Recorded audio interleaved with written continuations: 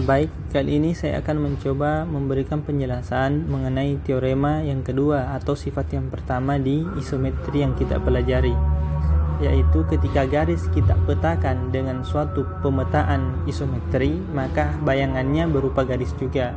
Kurang lebih bunyi teoremanya kita bisa katakan seperti ini. Jika T adalah isometri dan G adalah garis, maka TG sama dengan G aksen juga adalah garis. Bagaimana kemudian untuk membuktikannya? Pertama, ini saya gambarkan dulu ilustrasinya sebelum kita buktikan secara formal. Pertama, misalkan kita memiliki garis G seperti ini, garis G seperti ini. Kemudian, kalau kita ambil dua titik berbeda di sini, katakanlah titik A dan titik B, tentu nanti AB ini jaraknya dua titik ini pasti tidak nol. Kemudian, anggaplah saya petakan A terhadap T, B juga saya petakan terhadap T, maka kita akan peroleh dua titik, yaitu katakanlah pemetaannya A itu kita katakan sebagai A aksen, hasil petanya atau bayangannya B adalah B aksen, maka misalnya A aksen itu di sebelah sini, kemudian kita misalkan B aksen itu sebelah sini, maka tentu nanti ini A aksen dengan B aksen itu juga tidak boleh nol. Kenapa? Sifatnya isometri. Isometri kan harus berlaku AB sama dengan A aksen B aksen.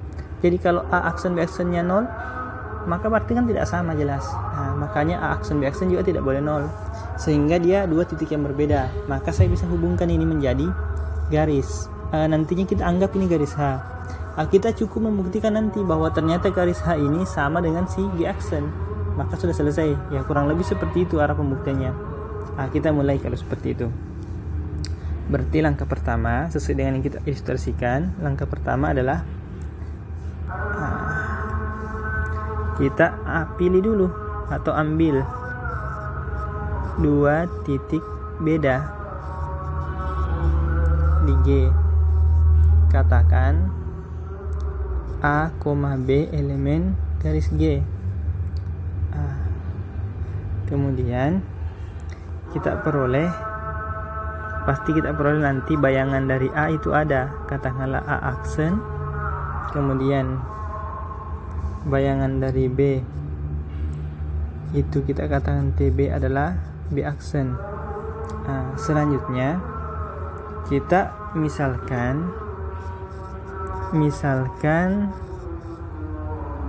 H sebagai garis yang melalui A aksen dan B aksen. Kemudian garis ini tentu tunggal berdasarkan aksioma insidensi dalam geometri.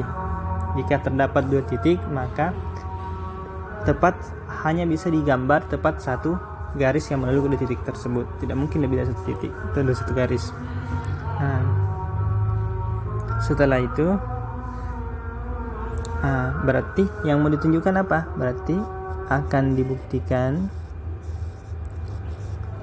bahwa H ini itu sama dengan si G aksen. Dari yang seperti ini kan G aksen garis, H juga garis, itu sebenarnya bukan titik.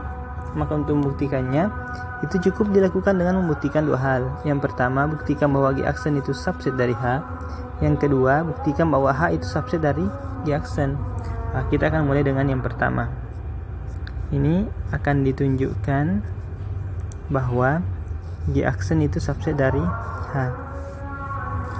Bukti di sini kita nanti sebelum membuktikan mesti ditahu dulu apa definisinya G aksen subset dari H. G aksen subset dari H itu maksudnya adalah jika P adalah, atau kita katakan P aksen karena dia bayangan, P aksen adalah anggota dari garis G aksen, maka mestinya P aksen ini juga adalah anggota dari garis H, begitu. Maka untuk membuktikannya bisa mungkin langsung, bisa juga tidak langsung. Tapi di sini sepertinya kita lakukan dengan tidak langsung. Sepertinya itu lebih mudah. Tidak langsung berarti kita misalkan pernyataan ini dulu salah. Kita andaikan, berarti andaikan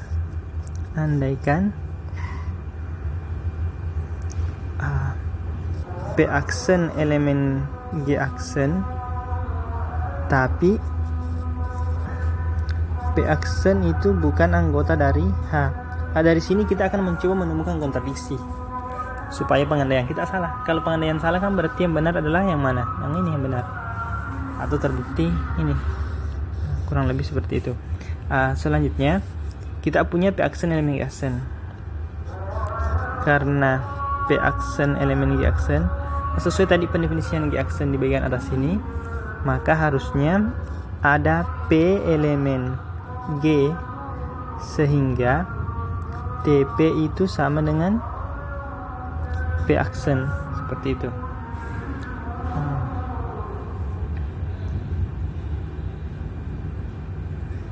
Selanjutnya kita bisa mungkin naikkan dulu, lanjutkan. Selanjutnya P elemen G sehingga karena P berada di G, maka kalau tadi G-nya seperti di atas ini, G-nya tadi kan begini. Ini tadi di G ada A, ada B. Ada A, ada B. Berarti P itu sebenarnya posisinya ada banyak. P itu bisa di ruas garis AB, jadi P bisa di ruas garis AB, bisa di B, bisa di A juga. P juga kemungkinan bisa di terusannya AB, misalnya P di sini bisa juga. Kemudian bisa juga si P-nya di bawah sini. Jadi bisa seperti itu. Sekarang dari ketiga kemungkinan ini, maka ada 3 kemungkinan hubungan antara A, P, dan B. Yang pertama itu bagaimana? Kita mulai dari yang kuning ini. Berarti yang pertama, yang kuning itu berarti dia punya hubungan bahwa PA kita tambahkan dengan AB itu pasti sama dengan PB. Nah, ini kemungkinan pertama. Atau kalau P-nya berada antara jadi kalau P-nya adalah berada di ruas garis AB, maka kita punya hubungan AP tambah PB itu sama dengan apa? Sama dengan AB. Kemudian yang terakhir, kalau dia berada di terusannya B, yang katakanlah yang warna biru itu, maka yang berlaku adalah apa? AB tambah BP itu sama dengan AP. Ini 3 kemungkinannya. Kemudian kita tinjau kembali, karena ini fakta pertama. Fakta yang kedua yang kita anggap dari pengandaiannya adalah ini. Karena P aksen bukan anggota dari G aksen, P aksen bukan anggota dari H, maka hubungan apa kira-kira yang muncul antara P aksen dengan A aksen dan B aksen? Berarti antara P aksen dengan, kita coba gambarkan tadi gambarnya bagaimana? Yang merah tadi kurang lebih seperti ini ya. Tadi A aksennya di sini, kemudian B aksennya di sini. Katanya P aksen itu bukan anggota H, berarti P aksen itu mungkin di luar sini kurang lebih. Karena bukan anggota dari H. H itu kan terus-terus ke sana, terus-terus ke bawah, terus-terus ke atas juga. Katakanlah P aksennya di sini. Maka kalau P aksennya di sebelah sini, berarti kita peroleh P aksen, B aksen, dan A aksen membentuk apa? Membentuk segitiga. Akibatnya apa? Akibatnya maka pasti berlaku ini. AB, A aksen, B aksen maksud kami pasti kurang dari panjangnya AB pasti kurang dari P aksen, B aksen tambah A aksen, B aksen.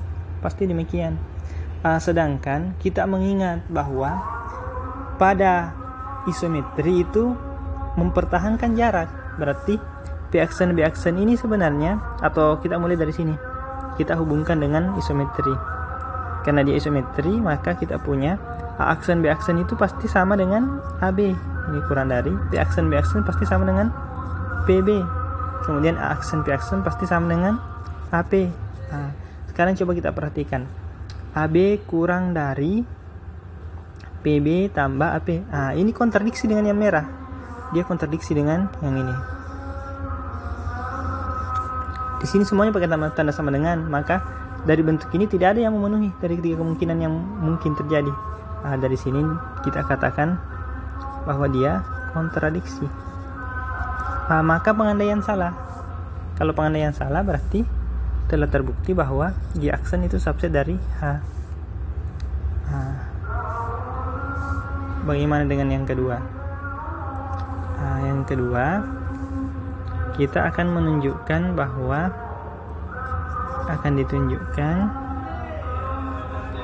kita mau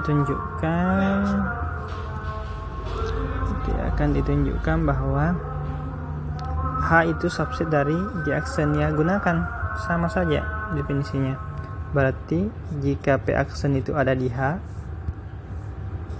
maka juga P aksen harus berada di G aksen jika kita mau ini benar. Bagaimana cara membuktikannya?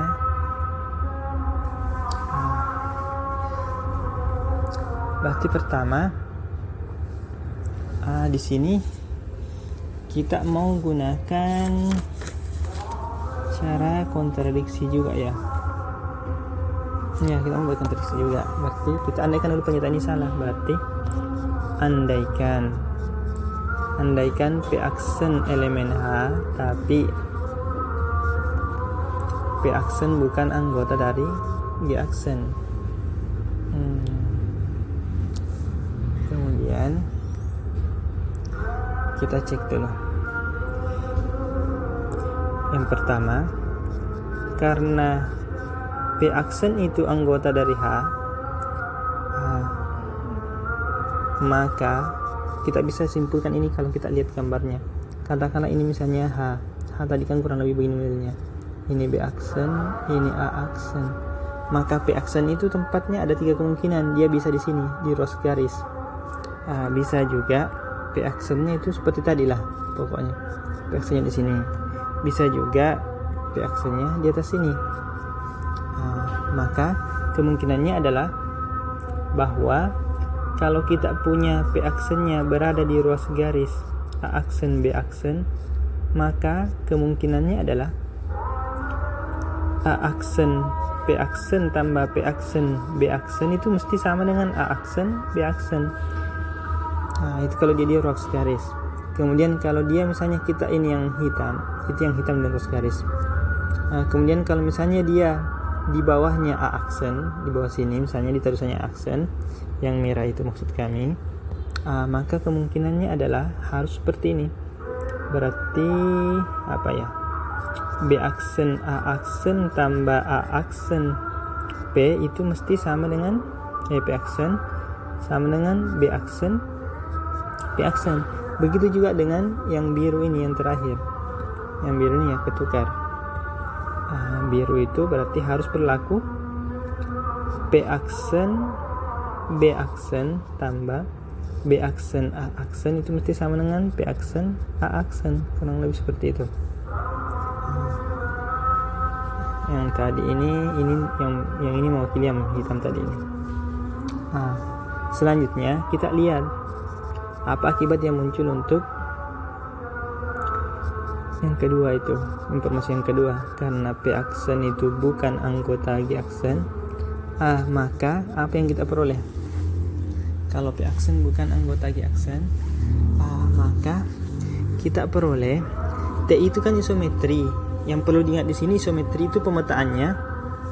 Ingat isometri itu T isometri. T isometri artinya apa? Berarti pemetaannya dari V ke V, bidang Euclid ke bidang Euclid. Akibatnya karena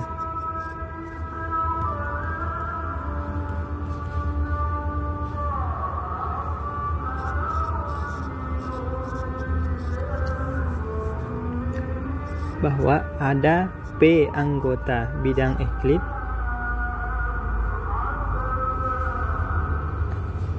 yang bukan si G, sehingga TP sama dengan P aksen. Sebab apa? Sebab T itu surjektif. Siapa yang bilang subjektif? T kan transformasi. dan P itu elemen V. Nah, selanjutnya apa yang kita bisa lakukan dari informasi ini? Maka kurang lebih gambarnya kita buat seperti ini. Ini misalnya si G, ini misalnya si G, ini misalnya si A, ini misalnya si B. Kalau begitu berarti P itu bukan anggota dari G. Kita bisa lihat di sini. P itu bukan anggota dari G. Berarti katakanlah P itu di luar sini. Maka apa yang kita peroleh? Berarti sehingga P, A, dan B membentuk apa? Membentuk segitiga. Apa akibatnya? Akibatnya AB nanti pasti kurang dari AP tambah PB. Segitiga kan mesti seperti itu. Begitu juga dengan sisi yang lainnya. Apa yang terjadi dari sini? Berarti ini kontradiksi. Kontradiksi dengan 3 kemungkinan yang ada di sebelah sini. Ini kontradiksinya. Di sini kan tidak ada yang menyatakan kurang dari. Coba dilihat. Utamanya yang AB terakhir, berarti utamanya yang biru. Ini yang biru mengatakan AB sama dengan, belum kelihatan ya, sorry, belum kelihatan. Kita gunakan dulu isometrinya. Ini isometri, maka karena dia isometri, AB itu ukurannya mesti sama dengan A aksen, B aksen, kurang dari. Begitu juga ini, A aksen, P aksen harus sama ukurannya. Ini juga P aksen, B aksen. Dari sini baru kelihatan kontradiksinya. Hal ini kontradiksi dengan yang biru ini. Kontradiksi. Kontradiksi dengan di atas. 3 kemungkinan di atas ini. Tidak ada yang menyatakan kurang dari. Semuanya pakai tanda sama dengan, berarti kontradiksi. Kalau seperti itu, maka haruslah H subset dari G aksen. Dari I1 dan I2, maka terbukti G aksen sama dengan H. H tadi garis, berarti jadi G aksen garis. Terbukti.